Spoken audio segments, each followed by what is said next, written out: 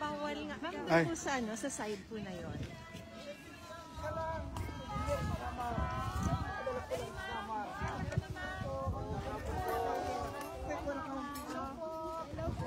Dato ang aking kapatid.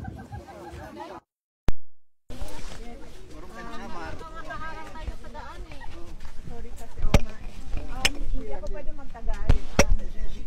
Kasi sabi po yung nasa loob na bawal po mag-video kasi binibideo niya po. Sa inyo, sa akin, na huwag niyo daw i-video yung kanilang, bawal po yun, sa kanilang protocols na binibideo daw yung kanilang building at yung mga tao na pumapasok at lumalabas doon. At hindi ko po nakausap si Pangulong Duterte ngayong araw na ito. Nandito lang po kami para kunin yung mga gamit na pinapakuha na hiningi namin na kunin kasi hindi na siya mapasok doon sa loob ng kwarto ni Pangulong Duterte. Kaya binalik nila sa amin yung mga gamit para mag-inventaryo at itago para kay Pangulong Duterte. Okay naman siya. Opo. Hindi po kami nagkita ngayon, araw na ito. Opo. Nandito lang kami para kunin yung gamit po ni Pangulo Duterte. Sila ngayon, paparad. Ma'am, ari ka ma'am?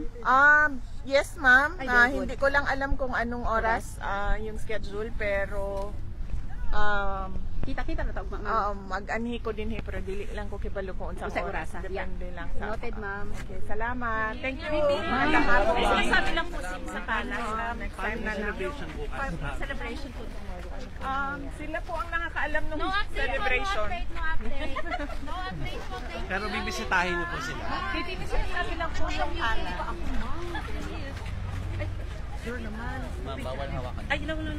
No problem. Sinasabi po yung palace na si Yusek Claire Castro po. Nakikipag-cooperate daw po sa ICC. Greetings kay PRRD.